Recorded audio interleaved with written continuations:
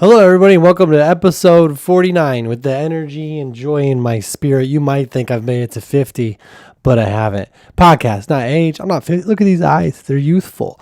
I don't know. How do you really know? Am I hot on the mic? I just looked at it. It looks like it's all over the place. I'll be a little more calm. I don't know. I got a new mic. It's not new anymore. It's this year old. Like it's 2025 old.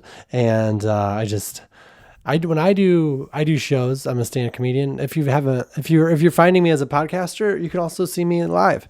And when I do shows, I can always hear how it sounds. I guess that's why people wear headphones. You learn these things. I'm not gonna wear them now, but I guess that's why they do it, so they can hear it. Because now I can see it, and I just feel like hearing it is healthy too. But when I'm on stage, though, like I was saying, because I was on stage, and this isn't a podcast where I just talk about being on stage. This isn't a podcast. Well, there could be episodes.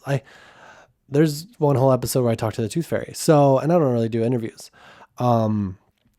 There's the idea. The whole idea is that it's I'm gonna look at the green light more. See, on my phone, I record this. I'm talking over here. Can you tell? I record on my phone, and I know it's a camera now. If you're not from 2025 and you're from the past, then this is where phones are. Invest in Apple if you're a time traveler, or the other one, or Google. I don't want to show brand. I will say, when I got an iPhone, and now when I text people and you can tell that someone's not an iPhone person, I just feel, like I don't judge them. I just feel like they might not get it. But that might just be more of a service thing. I have a T-Mobile. They're not sponsored, but I have a T-Mobile, and I used to complain about T-Mobile, but then I watched the Super Bowl, and they're hooking up with the stars. Starlink, which I don't know if that means, it's just the name star is in it. So I feel like it's good because it's like the stars. And, but sometimes you can't see the stars, Like what if it's cloudy? Does Starlink still work then? This isn't a podcast with a lot of answers. There's questions. But anyway, excuse me. When I do my shows, I like to do a sound check if it's like a non-comedy club venue. Because comedy clubs, if you haven't been to one, those are perfect because they do shows all the time. Well, sometimes they can fall asleep at the wheel a little bit.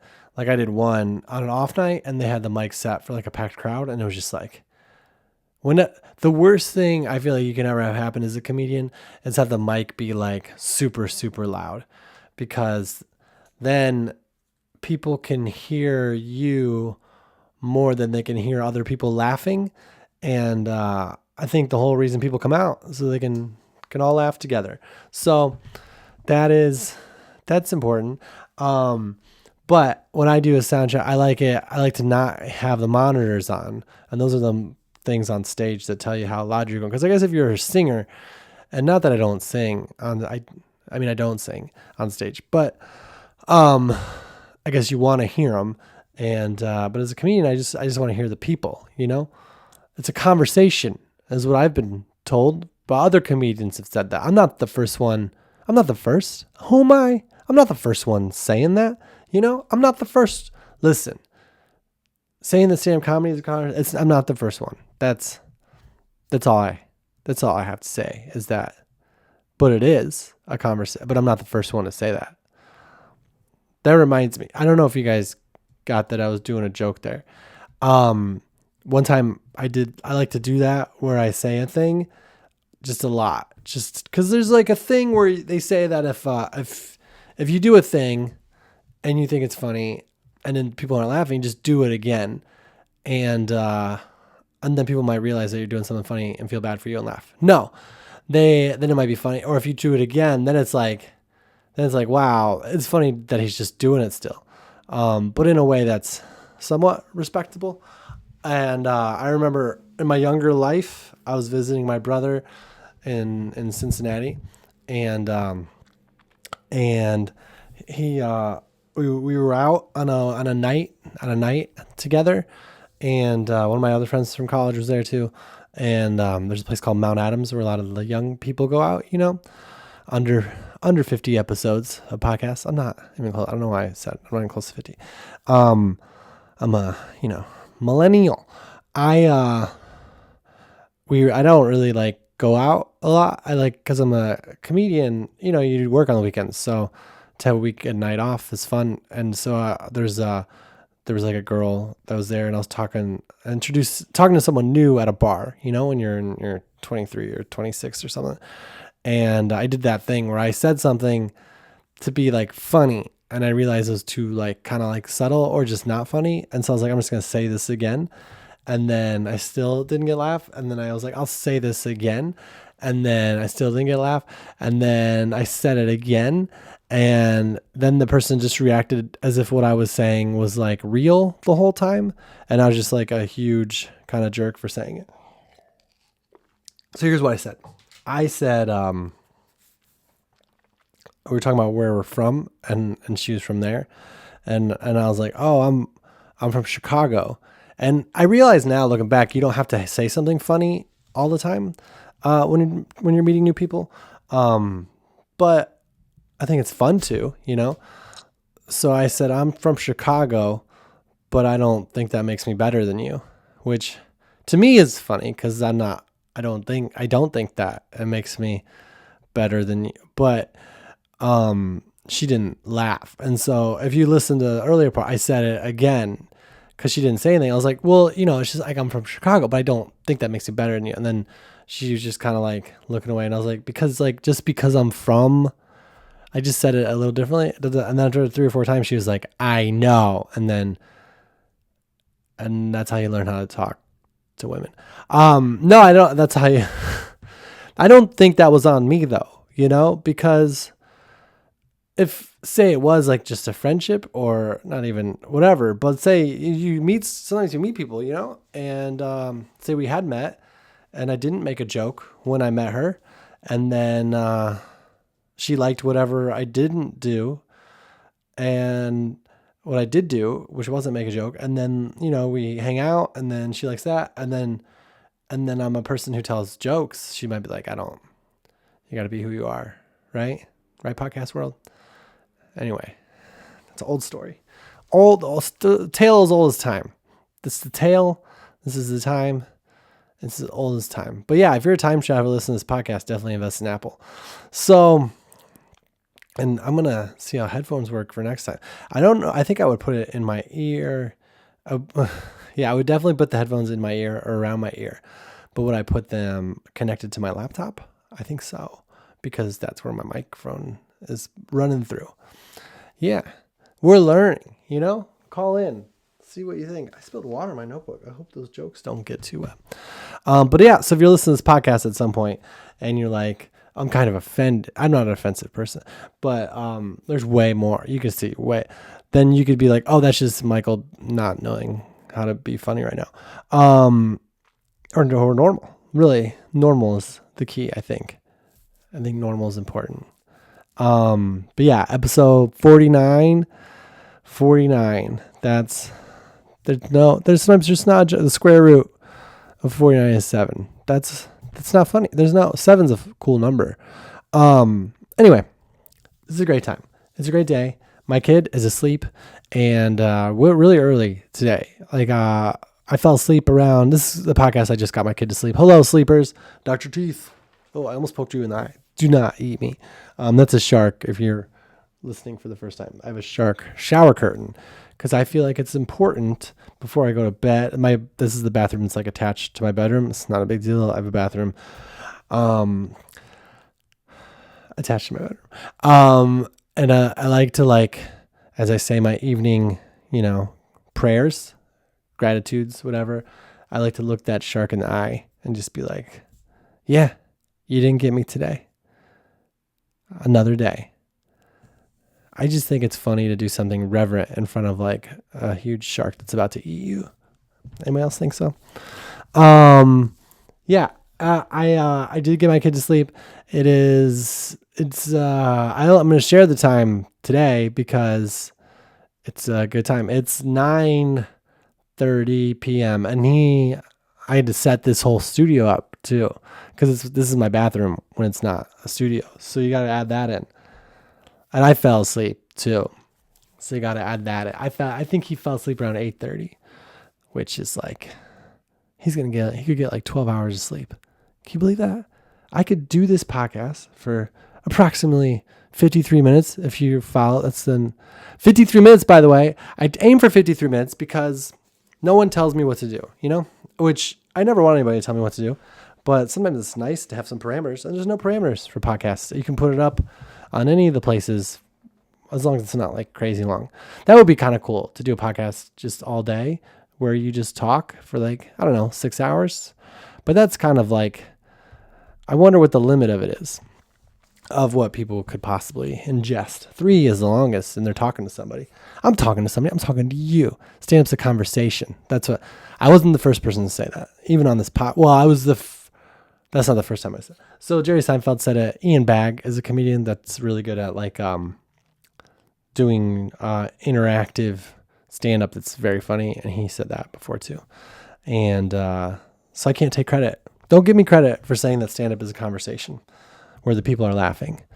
I think when Ian does it, the people are talking to him too. But yeah, you really got to listen for the laughs, Take that with you. Yeah. So what was I talking about again? Episode 49. But I do 53 minutes because my first album ever of stand-up was about 53 minutes. And my second one, I think, was about around there too. My most recent one, called He's Friendly, is over an hour. Yeah. 4 albums in, and I've gained 8 minutes. And it's also on YouTube. It's called He's Friendly because I have a joke about how people always tell you their dog's friendly.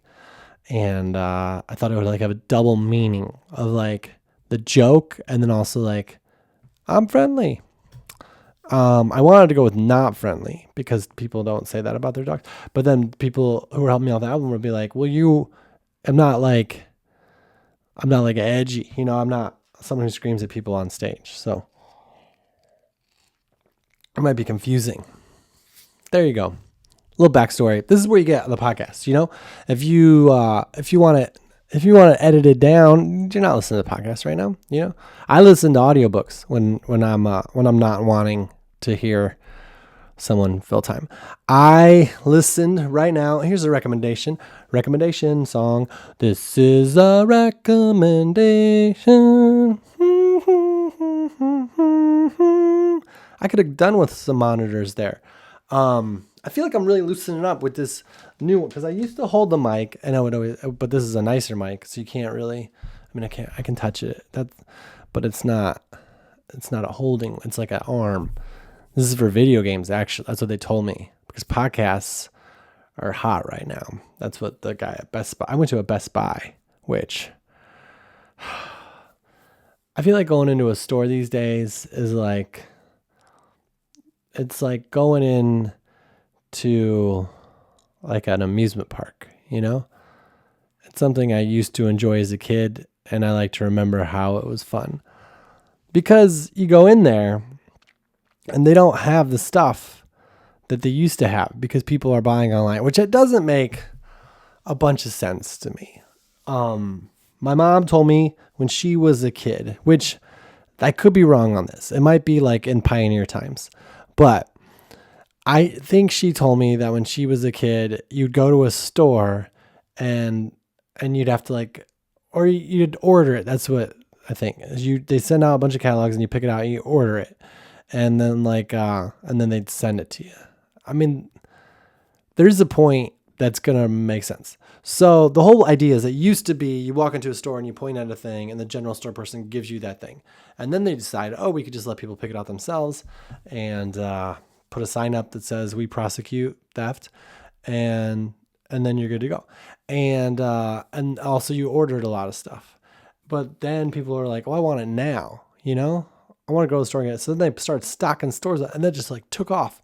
Malls were a thing, I went to a mall last weekend in Wyoming, and I don't think it was just Wyoming, but this mall was it felt like every step I took, the mall was saying, thank you for being here.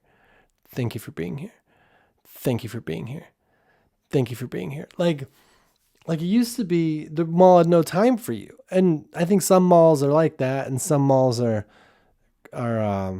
you know, there's nothing more depressing than seeing someplace that used to be like a happening place and now it's like thank you for being like I've seen a mall with like an army recruitment center in it. Like I can't I just I can't go to a Walden Books, which doesn't exist anymore. But like I can't go to get a cool pair of shoes or a shirt and then be like, "Oh, maybe the army." Like find these shoes that express my individuality. Also, the arm, like it's nothing against the arm, but it's like it's different moods. We're in different moods, and it is everywhere. It's not just Wyoming.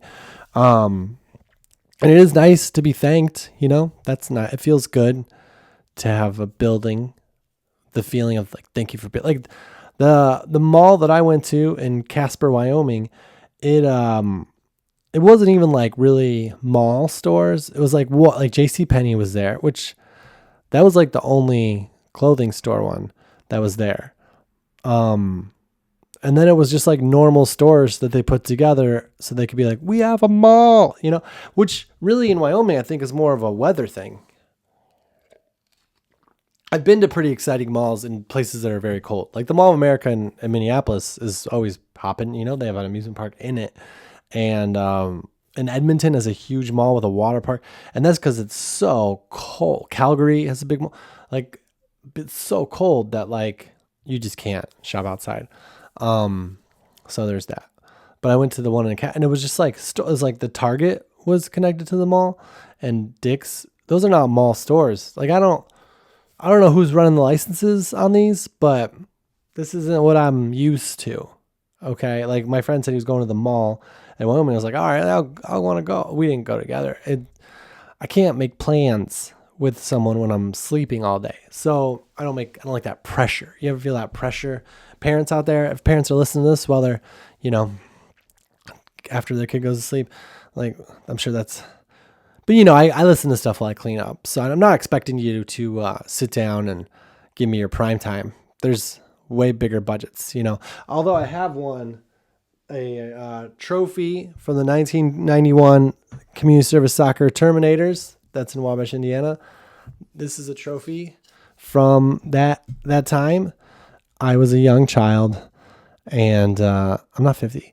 And if you can't see the trophy, the person on top of the trophy is a soccer player who's doing the move where you jump. I think it's called a bicycle kick. Like you jump and you flip your feet above your head and kick the ball over your head. And even at that age, at that young of an age in 1991, I was like, none of us are doing that move. Why? It's insulting enough that we got a participation trophy that doesn't even say participation on it. It just says your team and that you played. But they're also like, this is something you'll never achieve because we've given you the trophy already. And it's here over here on my desk because Jack wants trophies. And I don't know how to feel about that, parents. Non-parents, what do you think? Because people do make fun of participation trophies. And but I think like 6-year-olds just like gold because I think unless you're like born into a wealthy family, you're like, oh, someone's gotta provide around here. And maybe that's, I don't know. I think he eats, we sleep, but he knows about money. So there's that trophy and there's the dad trophy. And then there's this, there's this one, which is, this is from my college years, the theater club. It's the dedication and commitment. I got an award. They did give away like a best actor trophy. And I got the dedication and commitment trophy and I don't think it was like, I was so committed to my character. I think it was just like, he really tried. Way to go. But I was younger. This is my earlier years in college. I think I got better. I don't know if I've gotten better. I was talking to a friend about that recently who's an actor and, she also does comedy. And she was like, it's funny when people, like you have dreams, or thoughts or ideas or plans or wishes or whatever. And and you go after them, and you get whatever version of them you get. And then you also get some awesome stuff, like I've been very lucky to do a lot of the stuff I do, or blessed, or whatever you live by. But she's like, how come you don't like act and stuff?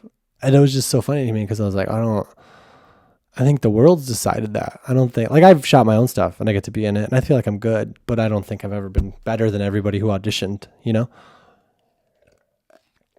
That's what's weird. That's weird to be an actor. Like to do be a job, like where you're an engineer or something. I feel like you just have to be a good engineer and then live in a town where they need engineers.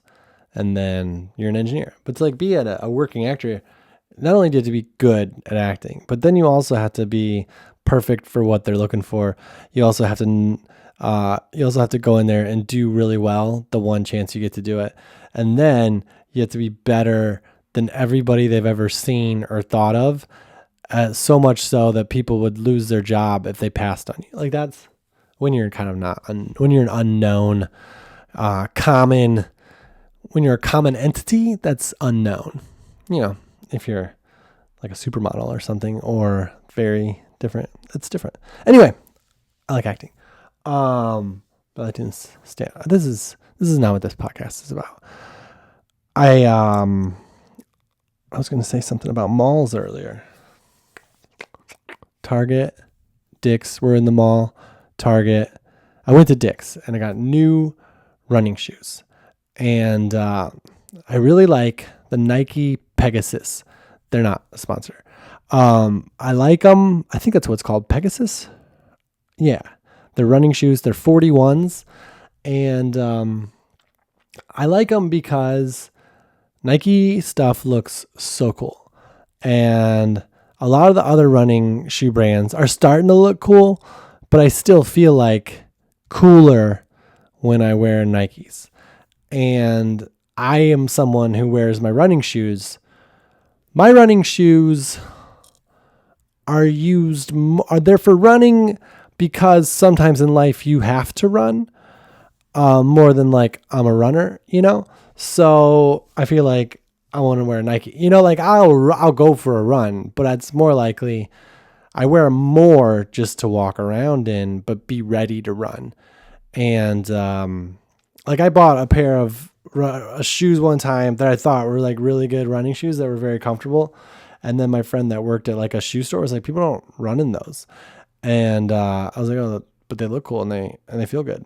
So that's my level of participation in like just straight up running. I don't notice if it's not engineered just for that. Nikes are kind of weird though, because they're not a sponsor, because they, on the running shoe, did you know the Nike shoebox is different colors based on what kind of shoe it is? Did you know that? I knew it and I forgot it. And then I was at the Dick's. So I go to a Dick's normally where you tell them what shoe you want, what size, and they have a little thing and they pull it up and they're like, we got this one right here. And then they go back and get it. And I always feel bad about that because, like I like when I was younger, it was easy because you're a kid and you're like, this is the one I want. Like when I went to go get Jack shoes for this year, he wanted some Luca 3s, which kids shoes aren't that expensive. But I was like, let's try on some of these other ones that are like running shoes, because those are kind of like basketball shoes, and he can't really. The basketball is bigger than him. Most of his body is small, so I'm like, you're not gonna play basketball. Anyway, I wonder if basketball shoes for little kids are actually good for basketball, or they're just like they look like basketball shoes. Anyway, he really wanted them, and so they picked them out, and they're fine. But now I'm like, I got ideas about what I want. And so I asked the person, can I get these? And then they pull them out. I'm like, well, actually, can I have these? And then can I have these? And then I just look like a person on the town enjoying trying on shoes, which I do enjoy. But Nike shoes, they have the orange ones are running shoes. And then I think the brown boxes are not. Orange boxes are running shoes. Anyway, so I go to Dick's Sporting Goods, the mall version, which is just a Dick's that they put close to other stores. And the lady there was super nice. The people that work at stores are very nice. And it's interesting to me because it's almost like they have less to offer. So they're more nice about it. Like this lady was like, cause I really like colors on shoes. Cause I think I don't know. You can't really wear bright colors all the time. But I think nowadays, if you wear like bright colored shoes, it's fine. You know, like you watch a basketball game, NBA players have cool colors and stuff. It's like one place where you can really let loose. And they only had like white and black, and then white and black. And I feel like that's what she said. I was like, I just like some color. And she pulled out like a white shoe with like a little bit of blue. And she's like, well, this one's, and I was like, no, I know like online they had like all these colors. But anyways, I really wanted some shoes because my leg was hurting and my knee was hurting like a little bit after shows. And I'm not even 50. So it's like, well, maybe it's the shoes. Like it could be old age, but like maybe it's been a while since I got new shoes. So I put on these shoes and they're all white. And my whole body just felt like so much better. So that was that.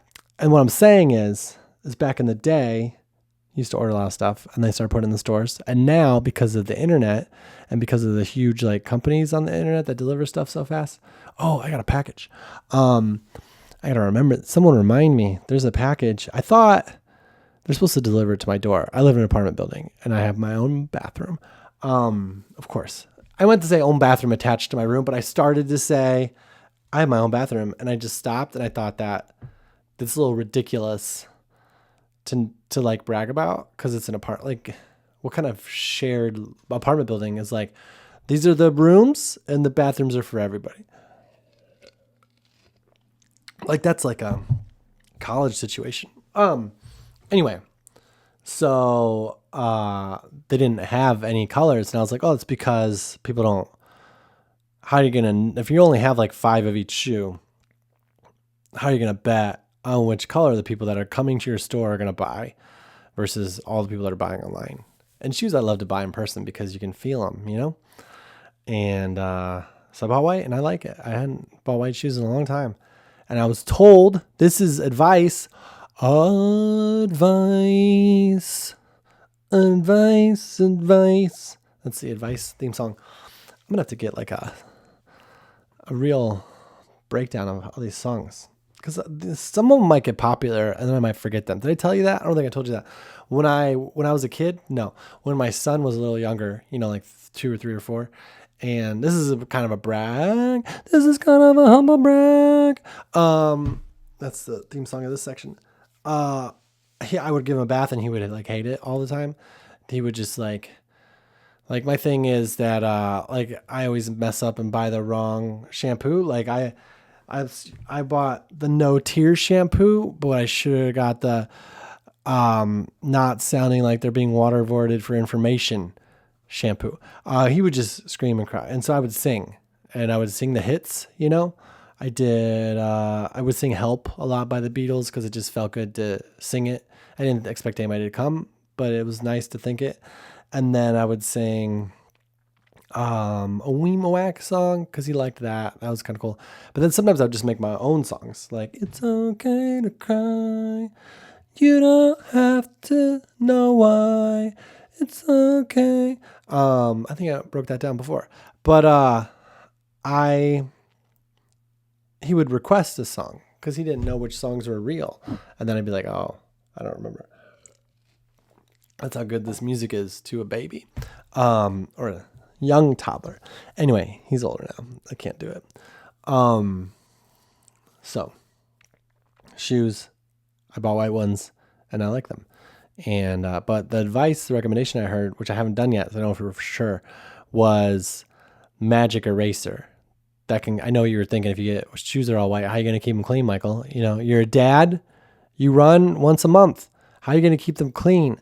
Well, the lady, because I had the same question. I was like, sell me these shoes. I didn't sell, that'd be kind of rude, but I was just like, what do you do when they get dirty? Like, I don't want to have them for a day and be like, those aren't new, you know? And the lady said Magic Eraser. And then there's a brand, she's like, it's bleach. And I kind of felt like she was going to say like, but it's not going to hurt you. But she didn't say that. She was just like, it's bleach and it cleans or whatever. It's like Magic Eraser, Oxy something. So here I am. Here's my situation. I go to the mall in Casper, Wyoming, which is, I don't know if they knew that it was going to be a ghost town when they called it Casper. I don't think it's a ghost town. It's like one of the big cities in Wyoming. I felt like the people that live there were like, it's such a small town. But I'm like, but have you seen the rest of your state? Like I drove from Colorado to Wyoming and I was like, I don't know why these cities couldn't have just been next to each other. Like what kind of urban sprawl were you expecting to be like, we can't have Casper only an hour away from, Fort Collins, Colorado. We got to give us some room because this stuff's going to build up. Okay. We got to let Wyoming breathe. No, it was just nothing. It was just nothing. There's so much nothing in Wyoming that the air hates you. The wind was 55 miles an hour plus. I don't have a measurer on my car. It was a rental car. I could have sprung for the wind measurer and I didn't. I'm tired of the upcharges, okay? If I'm driving through your state, just give me a car that will live in the wind. Don't be like, this one measures wind. There isn't really a wind measurer in cars. I was just doing a thing that I talked about earlier. When you don't write stuff to prepare, this is what comes out. So I was driving and the sign, there's like those signs, not signs that are like, do you like hearing me breathe? I feel like, I'm not AI, So there's the signs where you can they're digital, right? So someone's typing stuff and they're talking to you and it's never fun. I wish they would say like fun messages, like, hi guy, you're doing great. It's always like, there have been 37,000 traffic deaths since the year 2001. Buckle up. Whoa. Oh, I already did. Have you been in a car since 2001? You can't not buckle up and not be told by your car. Your car will ding the whole way to where I buckle up. I'll put something in my passenger seat. It's just a thing. And my car's just like, I don't care. Buckle that water up. Buckle it up. It's like an hour. There's no way to shut it off because it's a safety. We're all buckling up. Okay. There's no reason. The other one's like texting and driving. Like, is this text worth it? 5 million people die every year from things like, you shouldn't text while you drive. You shouldn't. You should not text while you drive. But I have found that it keeps me awake. And that's not healthy. It's not good. I think about every day, like, is it worth it? I don't do a lot. I do find that I stay awake. And you should pull over, you should just pull over and sleep. If you don't know this, when you're tired while you're driving, it doesn't mean you're even really like tired. It just means you're so bored because whoever was planning states looked at Wyoming and they're like, they need some room. They're not even growing anything. I guess there's cows. Like, here's the thing. When I drive through a state like Wyoming, and I don't want any animals, to be mistreated, and I see all the room cows have, I'm just like, I feel it's okay. Like, they have a lot of space, I don't know how long they get to live, but like, you could kind of run away. Like, it's going to be hard. There's so much room in some of these states. Anyway, there's nothing. The wind's blowing so hard that the digital person is just like 55 miles an hour. And then it gives information that a driver named Norm or something else, that a normal driver doesn't know. Like, I'm not from Colorado. I'm not from Wyoming. And so it's like the screen is like 55 mile an hour plus winds. If your car is under 50,000 GWM, I think, pull over now or you could die. It doesn't say that part, but it's just like, you can't drive on here. And I was like, well, I hope that's not me because I don't know, right? And I can't Google it because I'm not supposed to be on my phone while I drive. So I'm just driving and hoping. And I felt like I was riding in a boat, like with the wave, like the waves were the wind. In that analogy, the waves were the wind because the waves hit the boat. I heard a guy talk about his boat recently and how it's really wavy. That's what it felt like driving a car through Wyoming. I was like, oh, it's wavy out there. And I upgraded for the SUV because I thought there might be snow and I didn't want to get stuck in the snow. But I was like, oh, this is just, now I'm just like going back and forth on it, and on the road too. And I made it there. And I got to my show and I was talking to someone about it and they were like, oh yeah, they never closed it. Like they always have these signs that say they'll close the highways and you got to pull over. like right there at that exit. And then there's like a hotel there. There's like one hotel, which, I'm very particular about hotels. Like if I was in that situation, I don't know. Like you have to pull over and there's one place. How good is this place going to be? They know that you have to stay there. That's when I just psych myself out about places that are fine. Anyway, I'm talking to the guy and he's like, yeah, they'll never shut the roads down. And then I was like, well, I was driving and I saw that a semi, like the semi truck, the semi part of it, not the truck part, was just on the side of the road, just turned over, abandoned. And this lady chimes in and she was like, yeah, that's called putting them to sleep because it looks like you lay them to bed. Anyway, so that's where I was. And the whole point of this is that if Dick's had the shoes that I wanted, then I wouldn't have been able to get the ones that I never had, to find out that if they get dirty because they're white, that you can get Magic Eraser and from some brand. They're not a sponsor. And so I go, the sponsored thing is like what I was talking about with that. I'm just saying it again. I'm giving away all the secrets. So there's a Target in the mall, and Target, so it's lazy you can get it at Walmart. I'm like, I'm not going to leave your mall to go to a store that wouldn't chip in to support this mall. I don't think, can you imagine a Walmart being in a mall? Like how? I don't know. So I look online at Target because it's like kind of a walk, it's a mall, it's Wyoming, there's a lot of space. And I was like, it's at Target, but I was like, also I could just order it on Amazon. So that's what I did. I went to the mall and I bought shoes there of a color I wasn't wanting to get necessarily, but I'm happy with now. Because I was like, I'm supporting in-person live business. Also my leg hurts. This will make them feel better, which they have. Nike makes great shoes, not a sponsor. And but then I went to go look for the thing to clean the shoes, and I was like, I'll just order that. So I'm the part of the problem. I'm not the solution. But I was in Casper, Wyoming. I feel like my tone when I talk about the weekend is just sort of like, and here's just me saying what happened. And this weekend I'm in Reno, Nevada, which is not Tahoe, by the way. It's through Reno Tahoe Comedy, renotahoecomedy.com for tickets. But Tahoe is a different city, which is kind of near the mountains and very pretty. But Reno is the great city too. They got good show Friday, Saturday, and Sunday. And my show is at the National Automobile Museum. And it's real. It's my first museum show. So that's good. I don't think it's going to be like in the middle of an exhibit or anything. I think there's probably like a ballroom or something, but it is humbling,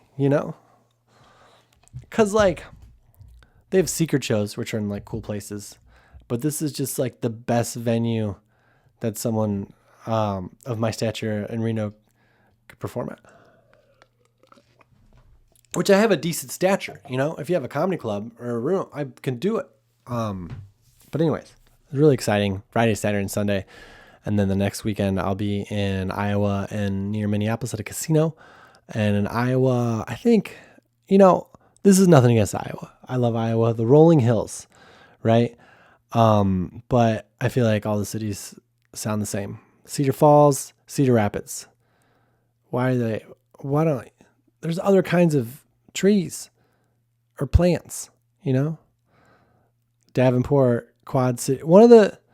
They just call one area Quad Cities. Like this is 4 cities and 2 of them aren't even Iowa. Okay. So I'm in Iowa and Minnesota the week after that. And then the first week of March, like the first full week, I'll be in Charlotte, North Carolina, Greenville, South Carolina, Greensboro, North Carolina, and Atlanta, Georgia. I shouldn't make jokes about facts that support my career. Anyway, that was that part.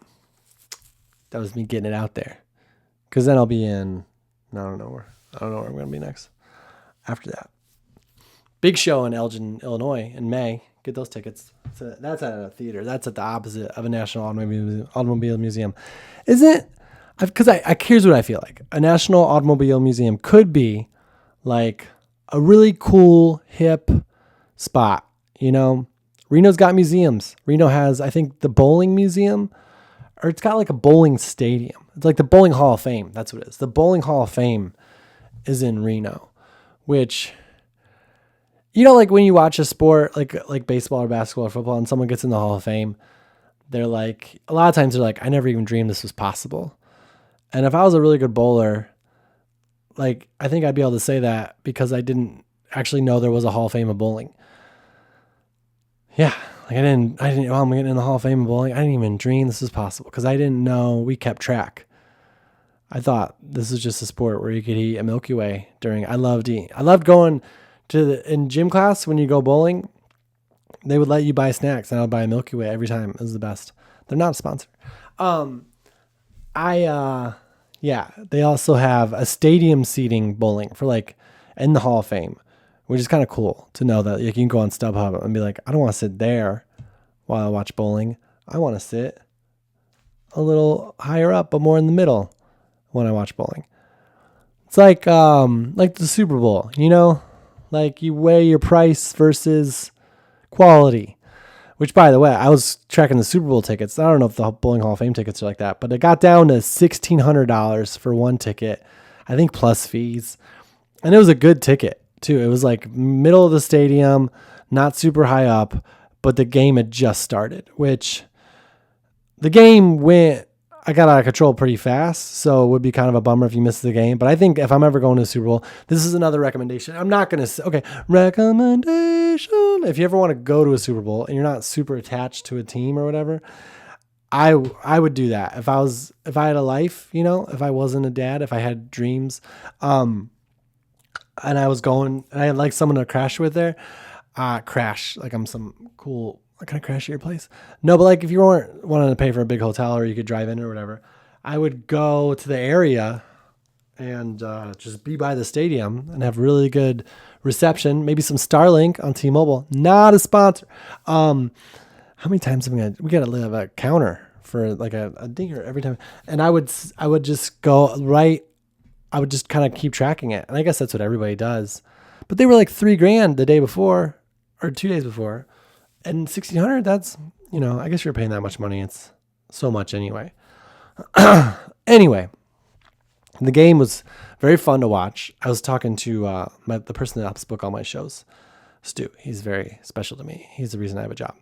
And we like football together. We're both Bears fans, which it was nice of them to honor the McClaskey lady. I should know her name.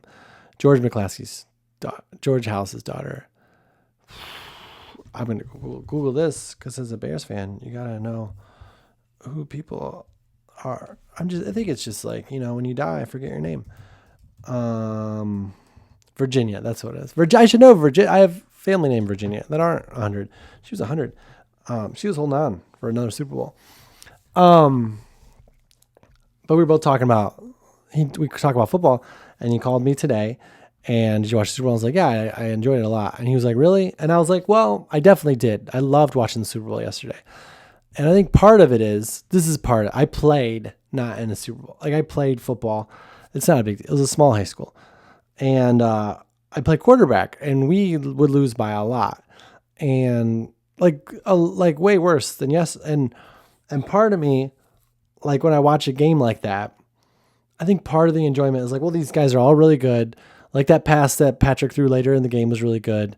Like there's some really good football all the way. Like if you're watching for the outcome and you're an Eagles fan, that's great. If you're watching as a Chiefs fan, I think the only people that wouldn't enjoy the game were like Chiefs fans or people who didn't really like love football because like it's still really fun. It's a celebration of the game. And also I like the idea of watching someone fail as bad as I did, but in a much bigger, stage.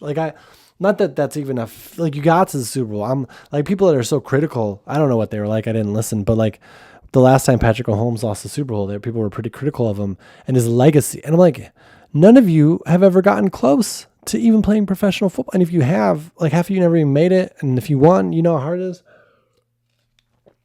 Anyway, I like the idea of someone on that level of me watching it. Here's what I like. It's not like, oh, I want to see someone fail. Who cares? But when I was playing games and we were getting beat a lot, people would watch, like family members, and I always felt bad because it couldn't have been entertaining. But when I watch a game like that and I'm able to watch it on purpose because I'm like, let's see if it's entertaining, and it is, I'm just like, oh, I don't feel as bad now, you know? Like every play, there's something to watch, even if the game's over. Like no one was hoping that we were going to win anyway. Maybe some people were hoping, but like, yeah, that's all it is. It's fun to watch. It's fun to watch. It's like going to the zoo and watching animals play in the water. Like scoreboard is for the fans. Just play. Just enjoy it. Anyway, that was the Super Bowl part of the show. Hope you enjoyed my hot take. Losing in the Super Bowl isn't losing because you made it. And also they did make kind of a big deal about winning 3 in a row, which that's a lot. 3 Super Bowls in a row. No one's ever done it before. And I think that's a good lesson. I'm not going to sing a song about that. But there's when I did play in high school football, when I was a freshman, we were really good because I didn't have to play yet. And our coach, when we were going to like the second round of sectionals or whatever, he was doing they did radio or whatever, and he just kept saying how good the other team was on the radio. And he told us he was saying that on purpose because that way they wouldn't see what was coming. It was a tactical move to be like, we don't even deserve to be on this field with this team. And I think that if I was going to apply that to the Chiefs situation, it might have been a little easier if people were like, what about the 3P? If you're like 3, what do you...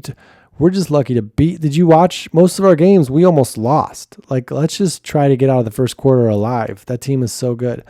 But maybe it doesn't work when everyone's professional. I don't know. I think I do know, but I don't feel like I have the right to say. Anyway, I feel like sometimes football players get criticized for what they're saying, and people don't realize, they were also just smashed in the head for the last 20 years of their life. Like when Peyton Manning won the Super Bowl and he's going to retire, he was like, he was just kept saying how he was going to drink Budweiser because I feel like he wanted to do commercials afterwards, which is kind of, it's good business. Like all he does is do TV now, but it is interesting to like do a thing that everyone is like, that's an amazing accomplishment to win 1 and you won 2, and then you're going to retire and you're like, yeah, but I gotta get a gig now. So I'm going to use this platform of winning the Super Bowl to see if I can get some ads afterwards. Okay, so we're talking about podcasts earlier, and I don't know if you can see, I have my Madigan Pubcast sweatshirt on. That's Kathleen Madigan. I do stand up. I open for her sometimes. She's very funny, and she gives me sweatshirts for free and money. I think it's important when you do a podcast to advertise other podcasts. That way, if people are like, let's see what else is going on, they can be like, oh, that one's one. But she's great. It's a great podcast. And it's a great sweatshirt.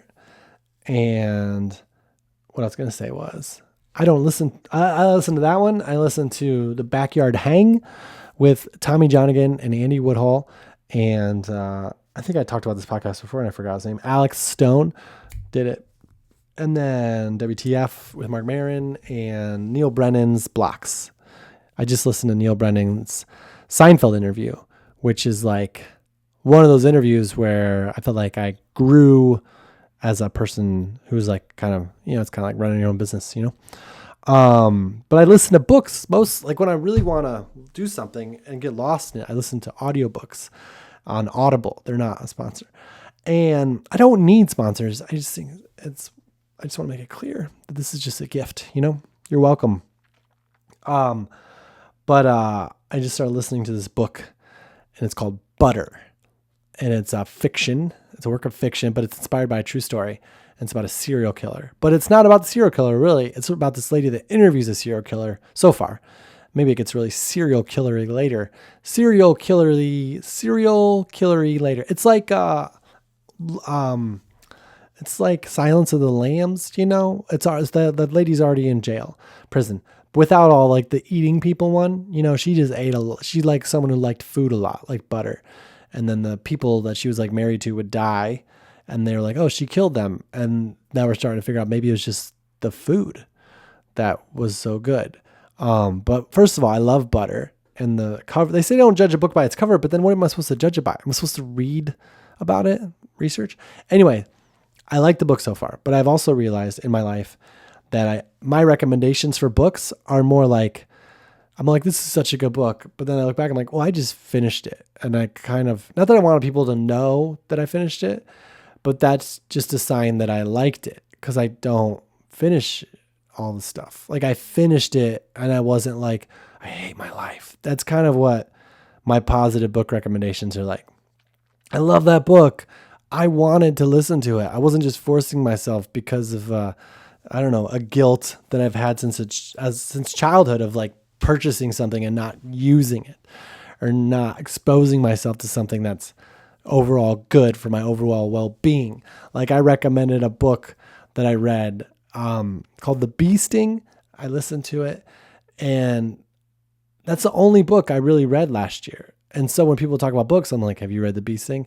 And it's a very traumatic book. Like there's some traumatic experiences in that book and about some heavy content. And then people would come back to me and they're like, why did you tell me to read that book? And I was too afraid. I didn't want to be like, well, because it was the only one I read. But it's weird to say like, oh, I love that book, but it's a really good book, but don't read. I got to start saying that. Like I just read this book, but don't read it. Because that way, when the people do read it, they'll be like, he told me not to read it. I'm experiencing an emotion right now that I've never experienced in my life. And he let me know that he didn't want me to do that. Because now I get text. It is nice, though, because I get to reconnect with old friends who you just kind of text or whatever. And they're like, why did you tell me to read this? And then I call them. I'm like, it's okay. Here are some Reddit boards you can read stuff about to find out more information about what you just read and maybe make you feel better. But yeah. That's something you can do other than listen to the podcast. This is what you can do other than listen to this podcast. No. Yeah. Well, the Super Bowl commercials, I was also very, very much enjoyed all the Super Bowl commercials. They said it costs $8 million for 30 seconds. And I think there's something about raising the price tag on something that really just like businesses really, really honed it in. My son's mom was in a breast cancer awareness commercial right before the halftime with Wanda Sykes, and that was really exciting. And Seal was a seal in a commercial. That made me laugh so hard. And I love the commercial, but I also love the idea of like that someone's pitched in that idea like a lot, and he's just like, I'm not going to be a seal. We're not doing the Seals like a seal commercial. And then finally this year they were like, seal. You could be a seal. And he's like, all right. How much you are? And then they're like, this is how much it is. So yeah, I'll be 2 seals, whatever. I'll be in this commercial as a seal and as seal. And they're like, well, okay. So yeah, I think the Seal is a Seal commercial was the most memorable. And it's not traumatic at all. So I recommend typing in Seal is a Seal into your search engines. Anyway, thanks so much for listening. I just got my kid to sleep and it's so early. I can't wait to live my life tonight. Thank you. I love you. I don't know what this is going to be titled. Usually the titles aren't super accurate. I appreciate listening all the way. Anyway, I'm sure. Yeah. Okay.